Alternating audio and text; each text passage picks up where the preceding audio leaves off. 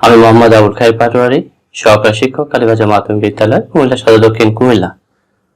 প্রিয় শিক্ষার্থী, আশা করছি করোনাকালীন সময় তোমরা সকলে নিজ নিজ অবস্থানে অবস্থান করে ভালোই রয়েছো। আলহামদুলিল্লাহ, তোমাদের আমিও ভালো আছি। চলো প্রিয় শিক্ষার্থী, আমরা একটি ক্লাস শুরু করতে যাচ্ছি। নবম দশম শ্রেণীর হিসাব বিজ্ঞান বই থেকে একটি অধ্যায় নিয়ে আলোচনা করব। চলো আমরা কথা না বলে আমরা আমাদের ক্লাসে চলে যাই। তো প্রিয় শিক্ষার্থী, তোমরা অনেকেই যখন শপিং করতে যাও তখন নিশ্চয়ই শপিং করতে গিয়ে তোমাদের যে জিনিসটা তোমরা পছন্দ করে থাকো, জামা প্যান্ট যেটাই তোমরা পছন্দ করে থাকো, অথবা সেলাই করতে দাও, সেলাই হয়েছে কিনা ঠিকমতো, তোমার শার্টটি জামাটি তোমার মাপ মতো হয়েছে, তোমরা একটি রুমে গিয়ে দেখো। সেই রুমটির নাম কি জানো তোমরা? হ্যাঁ, নিশ্চয়ই বুঝতে পারছো, রুমটির নাম হচ্ছে ট্রায়াল রুম। ট্রায়াল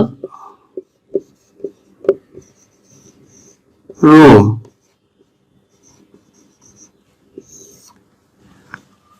ওকে প্রিয় শিক্ষার্থী, তাহলে ট্রায়াল রুমের অর্থ কি তোমরা নিশ্চয়ই জানো।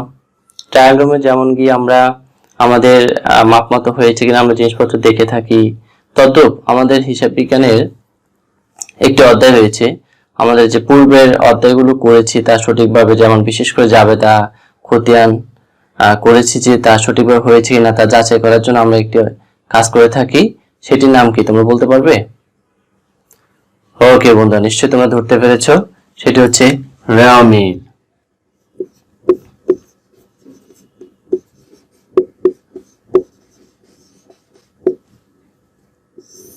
প্রিয় শিক্ষার্থী, তোমরা খাতা কলম নিয়ে বসে যাও, পাশাপাশি আমার এই ক্লাসটি তোমার সকল বন্ধুদেরকে শেয়ার করে জানিয়ে দাও, যেন তোমার পাশাপাশি তোমার বন্ধুরাও উপকৃত হতে পারে। ওকে প্রিয় শিক্ষার্থী, আমরা প্রথমে লিখেছি ট্রায়াল রুম, ইংরেজি শব্দ, বাংলা শব্দ হচ্ছে রেওয়া মিল। অত্যন্ত গুরুত্বপূর্ণ একটি অধ্যায়, যদিও অনেকে এটা সহজ মনে করে থাকো।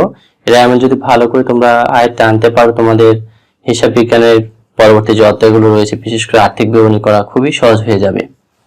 তো চলো, রেওয়া মিল বলতে আমরা কি বুঝি আমরা একটু আলোচনা করে ফেলি। আমরা আগেই বলেছি যে ট্রায়াল রুমে গিয়ে যেমন আমাদের জিনিস, আমাদের শার্ট প্যান্ট হয়েছে আমরা মাপ দেখে থাকি, তদ্রূপ রেওয়া মিলের মাধ্যমে যাচাই করা হয়ে থাকে, হিসাবে গাণিতিক সূত্রতা যাচাই করা হয়ে থাকে। আমরা যে রেওয়া মিল কি বলে খতিয়ান এবং জাবেদা করেছি, সঠিকভাবে হয়েছে কিনা তার গাণিতিক সূত্রতা যাচাই করা হয় কোথায়? রেওয়া মিলে। তো রেওয়া মিল বলতে আমরা কি বুঝি? রেওয়া মিল হচ্ছে একটা নির্দিষ্ট সময়ে বা নির্দিষ্ট তারিখে হিসাবে গাণিতিক সূত্রতা যাচাই করার জন্য হিসাবের ডেবিট এবং ক্রেডিট উদ্বৃত্তগুলো সাজিয়ে যে তালিকা বা বিবরণী তৈরি করা হয়, তাই হচ্ছে রেওয়া মিল। ওকে, আমরা আজকে ক্লাসে তিনটি বিষয় আলোচনা করব, আর আমি আগে বলে রাখছি আমি রেওয়া মিলের উপর দুটি ক্লাস নিব। আজকের দুটি ক্লাসে তোমরা উপভোগ করবে এবং তোমাদের কিছুটা হলেও উপকার হবে। রেওয়া মিল কাকে বলে আমরা বুঝতে পেরেছি, আমি বুঝাতে পেরেছি নিশ্চয়ই। আর পরবর্তীতে আমরা তিনটি আজকে শিখন ফল নিয়ে আলোচনা করবো। রেওয়া মিলের বলতে কি বুঝো, নিশ্চয়ই আমরা এটা আলোচনা করেছি। রেওয়া মিলের উদ্দেশ্য কি, রেওয়া মিল আমরা কেন করব সেটা নিয়ে আলোচনা করব। পরবর্তীতে আমরা একটি হিসাব উদ্বৃত্ত দ্বারা রেওয়া মিল তৈরি করে তোমাদেরকে শিখিয়ে দিব কিভাবে সহজে এবং খুব সংক্ষিপ্ত কৌশলের মাধ্যমে তোমরা রেওয়া মিলকে আয়ত্তে আনতে পারো। ওকে প্রিয় শিক্ষার্থী, রেওয়া মিল আমরা এতক্ষণ রেওয়া মিল নিয়ে আলোচনা করেছি। এখন আমরা চলো রেওয়া মিল আমরা কেন করব সেই উদ্দেশ্যগুলো আমরা একটু আলোচনা করি। তোমরা স্ক্রিনে দেখতে পাচ্ছ রেওয়া মিলের উদ্দেশ্য প্রথমে রয়েছে জাবেদা এবং খতিয়ানের হিসাবের লেনদেনগুলো সঠিকভাবে লিপিবদ্ধ হয়েছে কিনা, অর্থাৎ আমরা যে আগে জাবেদা এবং খতিয়ান করেছি তা সঠিকভাবে হিসাবে অন্তর্ভুক্ত হয়েছে কিনা তা যাচাই করার আমাদের কিন্তু একটি অন্যতম উদ্দেশ্য। তাহলে আমরা নিশ্চয়ই বুঝতে পেরেছি যে আমাদের কি উদ্দেশ্য রয়েছে। প্রথম উদ্দেশ্য রয়েছে জাবেদা এবং খতিয়ানের হিসাবের লেনদেন সঠিকভাবে লিপিবদ্ধ হয়েছে কিনা তা যাচাই করা। দ্বিতীয় উদ্দেশ্য রয়েছে আমরা যে আর্থিক বিবরণী প্রস্তুত করে থাকি, আর্থিক বিবরণী প্রস্তুত করতে হলে কিন্তু আমাদের রেওয়া মিলের প্রয়োজন হয়। রেওয়া মিল থেকে কিন্তু আমরা আর্থিক বিবরণী আমরা প্রস্তুত করে থাকি। তো রেওয়া মিল তৈরির আরেকটা উদ্দেশ্য হচ্ছে আর্থিক বিবরণী প্রস্তুত করা সহজ হয়, সেই জন্য আমরা রেওয়া মিল তৈরি করে থাকি। 3 নম্বরে রয়েছে জাবেদা এবং খতিয়ানের কোনো ভুল ত্রুটি যদি থেকে থাকে, সেই ভুল ত্রুটিগুলো আমরা রেয়ামেল করলে কিন্তু আমরা সেটা চিহ্নিত করতে পারবো বা চিহ্নিত করে সেটা সংশোধন করা যায়। 4 নম্বর রয়েছে জাবেদা ও খতিয়ানের সকল উদ্বৃত্ত একসাথে থাকে বলে আর্থিক বিবরণী তৈরি করতে সময়ের অপচয় রোধ হয়। আমরা আগে জানি যে আমরা যখন রেয়ামেল আর্থিক বিবরণী তৈরি করি, আমাদের জন্য একটি রেয়ামেল দেয়া থাকে, রেয়ামেল থেকেই কিন্তু আমরা আর্থিক বিবরণী তৈরি করে থাকি। সকল উদ্বৃত্তগুলো এখানে রেয়ামেলে অন্তর্ভুক্ত থাকে বিধায় আমাদের আর্থিক বিবরণী তৈরি করা খুবই সহজ হয়, তাই সময়ের অপচয় রোধ হয়, তাই এটি একটি অন্যতম উদ্দেশ্য হতে পারে। পাশাপাশি রয়েছে বন্ধুরা দুতরফা দাখিলা পদ্ধতি মোতাবেক জাবেদা এবং খতিয়ান লেনদেন সঠিকভাবে লিপিবদ্ধ হয়েছে কিনা। দুতরফা দাখিলা পদ্ধতি মোতাবেক লেনদেনগুলো হিসাব বইতে সুষ্ঠুভাবে লিপিবদ্ধ অন্তর্ভুক্ত হয়েছে কিনা তা রেয়ামেলের মাধ্যমে জানা যায়। প্রিয় শিক্ষার্থী, আশা করি তোমরা বুঝতে পারছো রেয়ামেল কাকে বলে এবং রেয়ামেলের যে সকল উদ্দেশ্য রয়েছে সেটাও আমরা বুঝতে পেরেছি। পাশাপাশি তোমরা বই থেকে আরো বিস্তারিত একটু দেখে নেবে।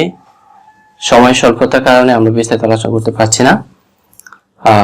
তো আমরা এখন চলে যাব খুবই গুরুত্বপূর্ণ একটি বিষয়তে, আমার 3 নম্বর শিক্ষণফলে। 3 নম্বর শিক্ষণফলে আমি রেখেছি কিভাবে তোমরা খুব সহজে রেয়ামেল তৈরি করবে, কোন কৌশল অবলম্বন করে তোমরা রেয়ামেলটা তৈরি করবে। এখন রেয়ামেল তৈরি করার দুটি পদ্ধতি রয়েছে বন্ধুরা। একটি হচ্ছে জাবেদা থেকে খতিয়ান, খতিয়ান উদ্বৃত্ত দ্বারা ডেবিট উদ্বৃত্ত এবং ক্রেডিট উদ্বৃত্ত দ্বারা সাজিয়ে তোমার রেয়ামেল প্রস্তুত করা হয়।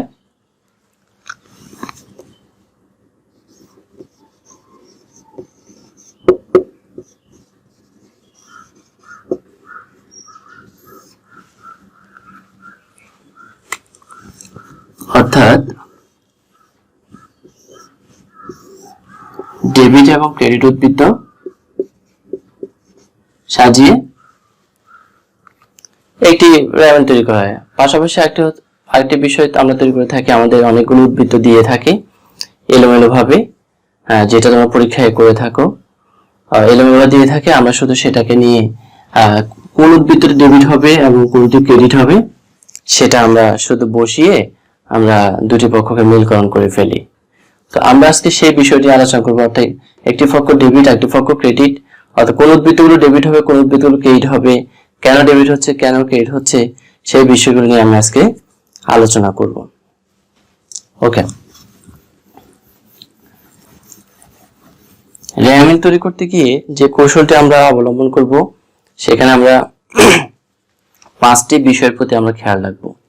5টি বিষয়ের মধ্যে যদি তোমরা ভালো করে বিষয় বুঝতে পারো, রেয়ামেল তৈরি করা তোমাদের জন্য যেমন সহজ হবে, পাশাপাশি আর্থিক বিবরণী তৈরি করা তোমাদের জন্য খুবই সহজ হয়ে যাবে। এবং পাশাপাশি একটি গুরুত্বপূর্ণ বিষয় হচ্ছে পরবর্তী ক্লাসগুলোতে, অর্থাৎ তোমাদের উচ্চ মাধ্যমিক ক্লাসে কেউ তোমরা খুব সহজেই হিসাব বিজ্ঞান বিষয়টি আয়ত্তে আনতে পারবে বলে আমি মনে করি।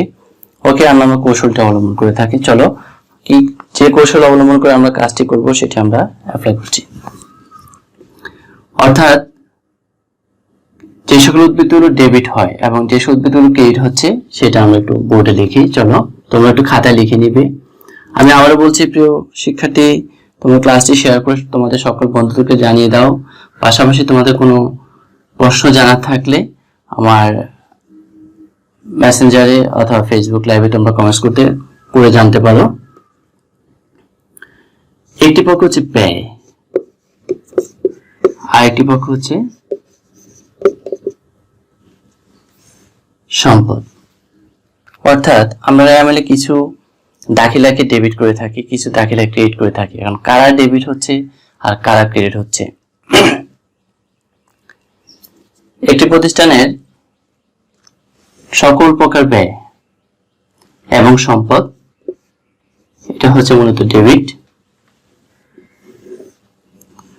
আমরা খাতায় তুলে নেব বিষয়টা। একটা হচ্ছে আয়, একটা হচ্ছে দায়, এটা হচ্ছে ক্রেডিট। আরেকটি পক্ষ রয়েছে প্রিয় শিক্ষার্থী,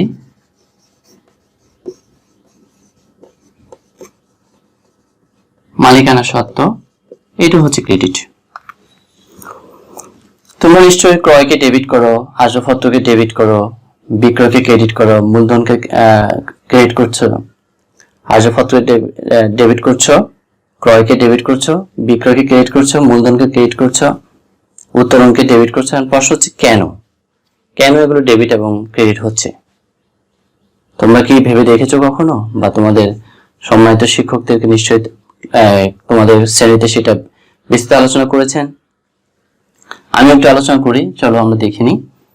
সকল প্রকার ব্যয়, একটি প্রতিষ্ঠানের যত ব্যয় হবে, অর্থাৎ যার জন্য মূল্য ত্যাগ করা হয়, যে সকল সুবিধা নিয়ে মূল্য ত্যাগ করা হয়, তা হচ্ছে ব্যয়। এই ব্যয়গুলো হবে ডেবিট, আর সম্পদ হবে ডেবিট। এই ব্যয় এবং সম্পদ, এই দুটি বিষয় যদি আমরা চিনতে পারি,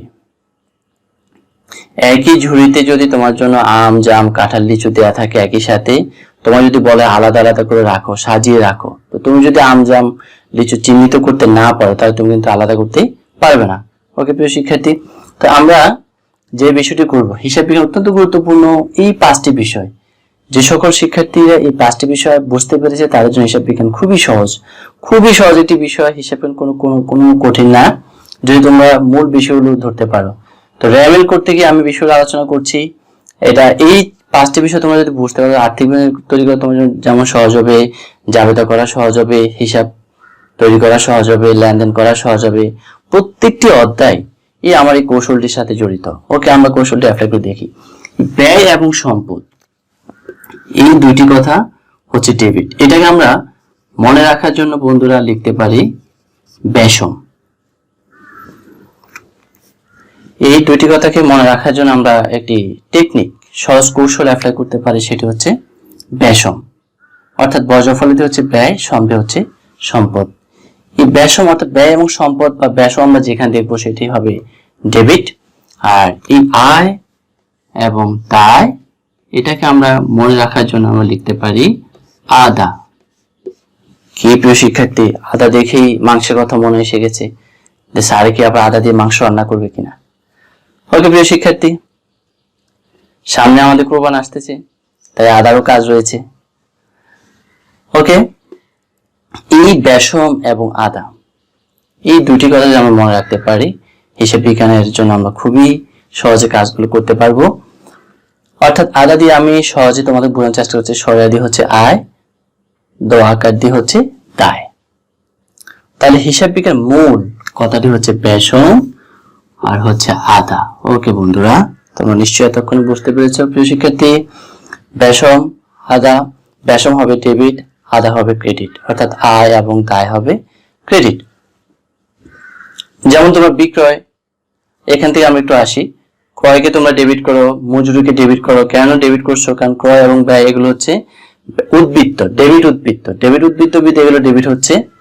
আসবাবপত্র, বিনিয়োগ, তোমরা এগুলো ডেবিট করছো, এগুলো সম্পদ, কারণ এগুলো হচ্ছে ডেবিট উদ্বৃত্ত, সেই জন্য এরা ডেবিট হচ্ছে। বিক্রয় হচ্ছে ক্রেডিট উদ্বৃত্ত, সেই জন্য এটা ক্রেডিট হচ্ছে, অর্থাৎ আয়। তারপর দায়ের মধ্যে হচ্ছে আমাদের ঋণ, পাওনাদার, প্রদেয় বিল, এগুলো হচ্ছে আমাদের জন্য দায়, সেই জন্য এগুলো ক্রেডিট হচ্ছে। দুটি কথা আমরা মনে রাখবো, ব্যয়সম, ব্যয় এবং সম্পদ হবে ডেবিট, আদা অর্থাৎ আয় এবং দায় হবে ক্রেডিট। আরেকটি পক্ষ হচ্ছে মালিকানা সত্ত্ব। একটি প্রতিষ্ঠানের মালিকের কতটুকু সত্ত্ব, কতটুকু অধিকার রয়েছে, তা মালিকানা সত্ত্বের মাধ্যমে জানা যায়। মালিকানা সত্ত্ব হবে ক্রেডিট, যেমন আমরা মূলধনকে ক্রেডিট করি। তারপর মালিকানা সত্ত্বের মধ্যে রয়েছে উত্তোলন, পণ্য উত্তোলন, এগুলো আমার মালিকানা সত্ত্বের সাথে জড়িত। তো আশা করছি তোমরা বিষয়টি বুঝতে পেরেছো। এখন প্রিয় শিক্ষার্থী, তোমরা একটু প্রশ্ন করতে পারো, স্যার ব্যয়সম অর্থাৎ ব্যয় সম্পদ কি সবসময় ডেবিট, আয় এবং দায় কি সবসময় ক্রেডিট? না, এই কথাটি আমি তোমাদের সাথে একমত নয়। সবসময় ডেবিট, সবসময় ক্রেডিট এই কথাটি বলা যাবে না। আমরা একটু দেখি, এই ব্যয় এবং সম্পদ অর্থাৎ ব্যয়সম বাড়লে, তোমরা খাতার মধ্যে লিখে নাও প্রিয় শিক্ষার্থী, এটা একটু মনে রাখবে। ব্যয়সম বাড়লে হবে ডেবিট, ব্যয়সম কমলে হবে ক্রেডিট। অর্থাৎ যখন ব্যয় বেড়ে যাবে, একটি প্রতিষ্ঠান ব্যয় যদি বেড়ে যায়, তখন এটি হচ্ছে ডেবিট। যেমন পণ্য ক্রয় যখন আমরা করে থাকি, পণ্য ক্রয় করলে প্রতিষ্ঠান ব্যয় বেড়ে যায়, সেই জন্য এটি ডেবিট হয়। যখন ক্রয়কৃত পণ্য আমরা ফেরত দিই, ব্যয় হ্রাস পায়, তখন এটা আবার ক্রেডিট হয়। যেমন ক্রয় ফেরতকে তোমরা ক্রেডিট করে থাকো, নিশ্চয়ই তোমাদের মনে পড়েছে। কেন ক্রয় ফেরত ক্রেডিট হচ্ছে। একটি প্রতিষ্ঠানের সম্পদ যখন বাড়ে, ব্যয় এবং সম্পদ যখন বাড়বে তখন ডেবিট হবে, ব্যয় এবং সম্পদ যখন কমে যাবে, হ্রাস পাবে, তখন এটা ক্রেডিট হবে। মূল বিষয় হচ্ছে ব্যয় এবং সম্পদ আমরা ডেবিট রাখবো, যখন এগুলো বাড়বে ডেবিট হবে, অর্থাৎ উদ্বৃত্তগুলো ডেবিট হবে। ব্যয় এবং সম্পদ যে ডেবিট উদ্বৃত্তগুলো যত বাড়বে তত ডেবিট হবে, উদ্বৃত্তগুলো কমে গেলে এগুলো ক্রেডিট হবে। আশা করছি তোমরা বুঝতে পারছো, বিষয়টি লিখে নিতে পারো। এবং আমরা পরবর্তী ইয়েটাতে চলে যাচ্ছি, আদাতে চলে যাচ্ছি। এটাতে আমরা রেখেছি আদা। আয় এবং দায় হচ্ছে মূলত ক্রেডিট এন্ট্রি। প্রিয় শিক্ষার্থী, এটা তোমরা খেয়াল রাখবে। আদা বাড়লে ক্রেডিট, এটা যেহেতু ক্রেডিট এন্ট্রি, এটা যত বাড়বে, অর্থাৎ বিক্রয় আমরা ক্রেডিট করি, বিক্রয় ফেরতকে ডেবিট করছি। কেন বিক্রয় ফেরত ডেবিট হচ্ছে? আদা কমলে ডেবিট। বিক্রয় ফেরত দ্বারা আমাদের আয় হ্রাস পায়। এই চারটি কথা আমরা খুব ভালোভাবে রাখবো, খাতার মধ্যে লিখে নাও। আমি আবার বলছি প্রিয় শিক্ষার্থী, তোমাদের কোনো কিছু প্রশ্ন থাকলে, বুঝে না থাকলে আমাকে কমেন্টস করে জানাতে পারো, আমি উত্তরটি জানিয়ে দিব তোমাদেরকে। পাশাপাশি আমার এই ক্লাসটি তোমরা সকল বন্ধুদেরকে শেয়ার করে জানিয়ে দাও। তাহলে আমরা এখানে যে বিষয়টি খেয়াল রাখবো, এই কৌশলটা শুধু রেয়ামেল এর ক্ষেত্রে নয়, পাশাপাশি তোমার আমি আগেই বলেছি জাবেদা বলো, হিসাব বলো, তোমার আর্থিক বিবরণী বলো, সকল ক্ষেত্রে এই চারটি কথা যে শিক্ষার্থী, অর্থাৎ পাঁচটি কথা, একটি কথা রয়েছে মালিকানা সত্ত্ব। মালিকানা সত্ত্বটি আমরা একটু মুছে ফেলেছিলাম।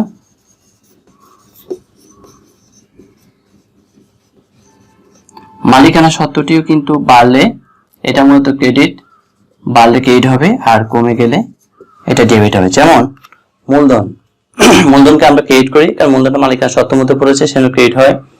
কিন্তু উত্তোলনকে আমরা ডেবিট করি। কেন উত্তোলন ডেবিট হচ্ছে? উত্তোলনকে আমরা ডেবিট করে থাকি কারণ উত্তোলন দ্বারা মালিকানা সত্ত্বের পরিমাণ হ্রাস পাচ্ছে। সেজন্য মালিকানা সত্ত্ব যখন বাড়বে তখন ক্রেডিট হবে, মালিকানা সত্ত্বের পরিমাণ যখন কমে যাবে তখন ডেবিট হচ্ছে।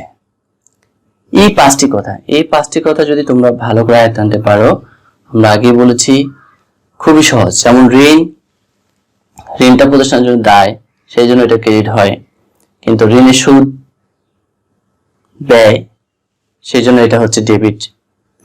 পরবর্তী ক্লাসে আমি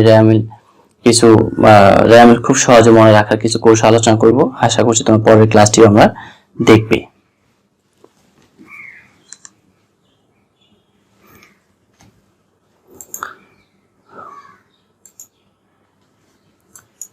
ওকে প্রিয় শিক্ষার্থী, আমরা আশা করছি বুঝতে পারছো।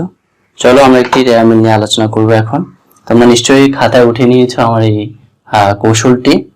পরবর্তী ক্লাসে আমি আরো কিভাবে সহজে কেন ডেবিট হচ্ছে, কেন ক্রেডিট হচ্ছে, কোনগুলো রেয়ামিল অন্তর্ভুক্ত হবে, কোন কোন এন্ট্রিগুলো রেয়ামিল অন্তর্ভুক্ত হবে না, সেই বিষয়ে বিস্তারিত আলোচনা করব। তো আমি স্ক্রিনে তোমাদের জন্য একটি রেয়ামিল দিয়ে দিচ্ছি, সেটা দেখে আমরা আলোচনা করব আমার এই সূত্রের আলোকে।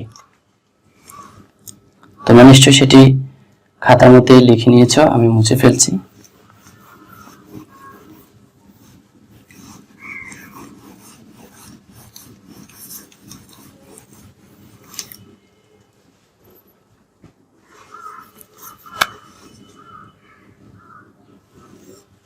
আমি সংখ্যা একটি ঘর করে তোমাদের শুধু দেখিয়ে দিব, বাকিটা তোমরা বাসায় করবে এবং প্রশ্ন থাকলে জিজ্ঞেস করবে আমাকে।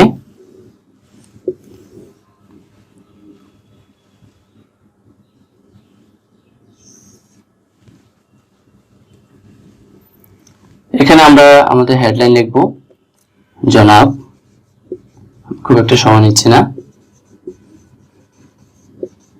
জনাব হাসানের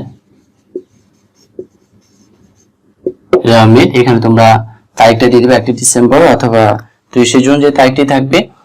প্রিয় শিক্ষার্থী, মনে রাখবে হেডলাইন খুবই গুরুত্বপূর্ণ একটি বিষয়।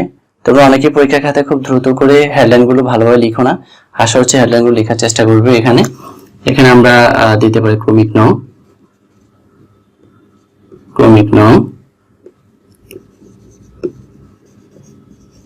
হিসাবের নাম, এখানে আমরা দেব টাকা,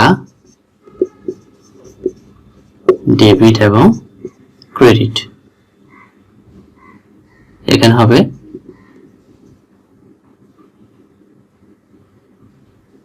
খতিয়ান পৃষ্ঠা।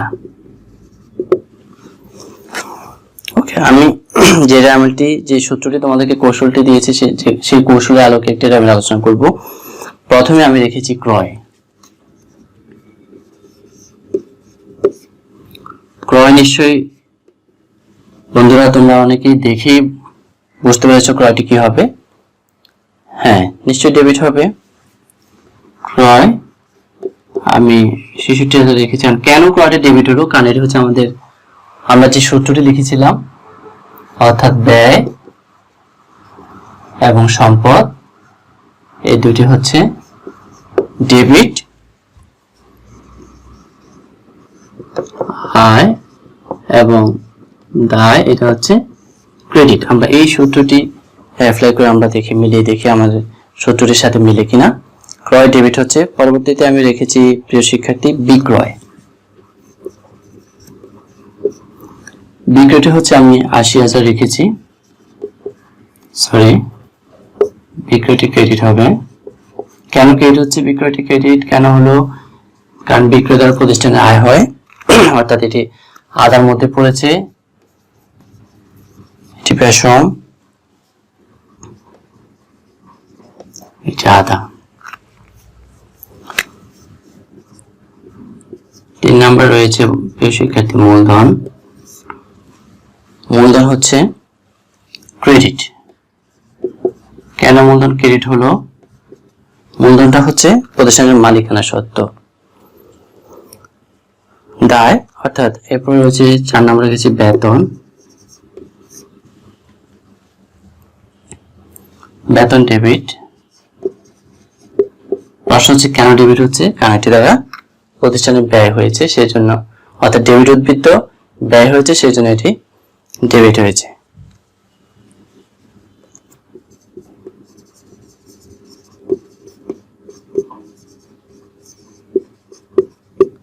আমদানি শুল্ক, এটি নিশ্চয়ই তোমরা বুঝতে পেরেছো এটি প্রতিষ্ঠানের জন্য কি। এই ৪টির মধ্যে প্রত্যেকটা এন্ট্রি, এই ৪টি ছাড়া যে আরেকটি কথা রয়েছে মালিকানা সত্ত্ব, এই ৫টি কথা মধ্যে হয় ব্যয় হবে, না হলে সম্পদ হবে, না হলে আয় হবে, না হলে দায় হবে, না হলে মালিকানা সত্ত্ব হবে। ৫টির মধ্যে যে কোনো একটির মধ্যে অবশ্যই পড়বে, আমরা সেটি খেয়াল রাখবো। আমদানি শুল্ক ৩৫০০, অবশ্যই এটি ডেবিট, কারণ এটি হচ্ছে প্রতিষ্ঠানের ব্যয়। তোমরা এই খেয়াল করবে হিসাবে আমাদের জন্য কেন সহজ হয় না? কারণ আমরা কোনটা ব্যয়, কোনটা সম্পদ, কোনটা আয়, কোনটা দায় এই বিষয়টি বুঝতে পারি না বিদায় আমরা বিষয়টি আমাদের খুব কঠিন মনে করি। আমরা কঠিন কোনো বিষয় নয় প্রিয় শিক্ষার্থী। চলো আমরা পরবর্তী দাখিলাতে চলে যাই। বকেয়া বেতন ৫,০০০। বকেয়া বেতন হচ্ছে ক্রেডিট। কেন ক্রেডিট হবে? হ্যাঁ, তোমরা অবশ্যই বুঝতে পেরেছো বকেয়া বেতন প্রতিষ্ঠানের জন্য হচ্ছে দায়। দায় হয়েছে বিধায় এটি ক্রেডিট হয়েছে। ওকে, পরবর্তী রয়েছে বিজ্ঞাপন। বিজ্ঞাপন কি প্রতিষ্ঠানের জন্য? তোমরা নিশ্চয়ই বুঝতে পারছো। কেউ বলবে বিজ্ঞাপন প্রতিষ্ঠানের জন্য কি? হ্যাঁ, প্রতিষ্ঠানের জন্য ব্যয়। তার ব্যয় হলে এটি ডেবিট হবে ১২,৫০০। পরবর্তীতে রয়েছে প্রদেয় বিল। প্রদেয়, আমি আবারও প্রশ্ন চলে যাচ্ছি, এই ৫টির মধ্যে কার মধ্যে পড়েছে প্রদেয় বিল? নিশ্চয় দায়। প্রদেয় যা দিতে হবে, প্রতিষ্ঠান অন্যের কাছে দায়বদ্ধ বিদায় এটি প্রতিষ্ঠানের জন্য দায়। প্রদেয় বিলটি প্রতিষ্ঠান দায় বিদায় এটি কি হবে প্রিয় শিক্ষার্থী? এটিও ক্রেডিট হবে। পরবর্তীতে রয়েছে প্রাপ্য বিল।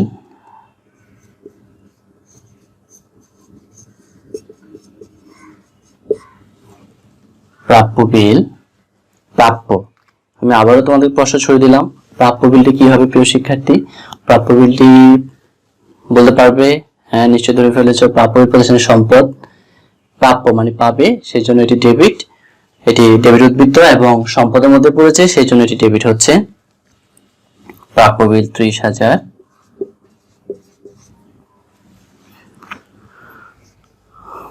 ব্যাংক জমা,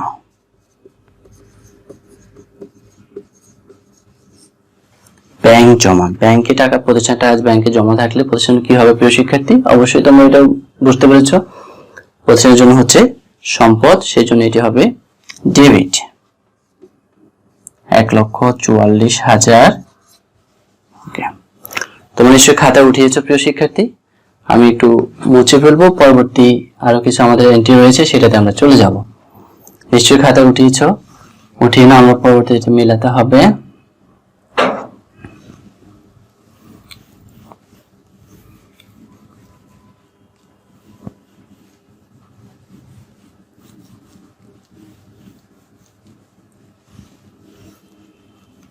আমি আবার বলছি প্রিয় শিক্ষার্থী, ক্লাসটি তোমার বন্ধুদের মাঝে শেয়ার করে দাও।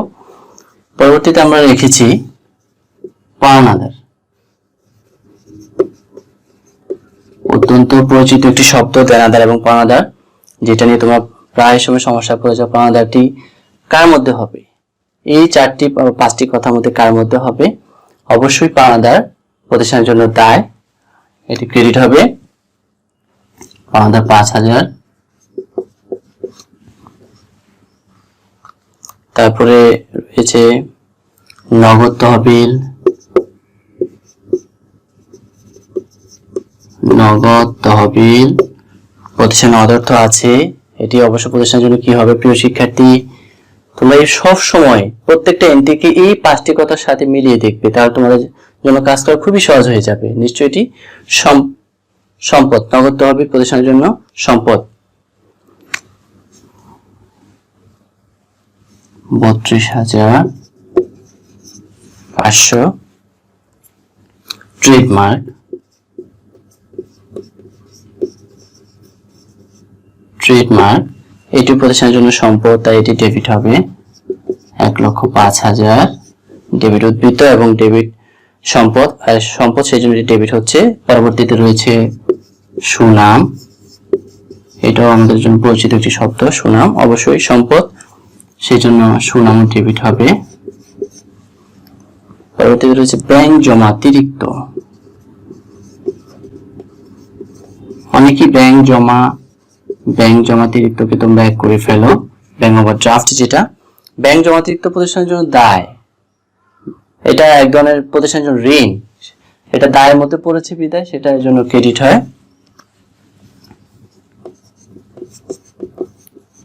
1,10,000। পরবর্তীতে রয়েছে আমার সর্বশেষ দাখিলা উত্তোলন, উত্তোলনকে আমরা ডেবিট করি। প্রিয় শিক্ষার্থী, তোমাদের মনে আছে কেন উত্তোলন আমরা ডেবিট করব? আমি আগে বলেছি মালিকানা সত্ত্ব, এটা হচ্ছে মূলত ক্রেডিটের, যখন বাড়বে ক্রেডিট হবে, যখন কমে যাবে ডেবিট হবে। মূলধন দ্বারা মালিকানা সত্ত্ব বৃদ্ধি পায়, সেই জন্য মূলধন ক্রেডিট হয়। উত্তোলন দ্বারা মালিকানা সত্ত্ব পরিমাণ হ্রাস পায়, সেই জন্য উত্তোলনটা ডেবিট হয়। মালিকানা সত্ত্ব পরিমাণ হ্রাস পেলে ডেবিট হবে, মালিকানা সত্ত্ব বাড়লে ক্রেডিট হবে। যেমনটি আমরা আলোচনা করেছি, বেসম বাড়লে ডেবিট, বেসম কমলে ক্রেডিট, আদা বাড়লে ক্রেডিট, আদা কমলে ডেবিট। এই 4টি কথা আমাদেরকে সবসময় খেয়াল রাখতে হবে।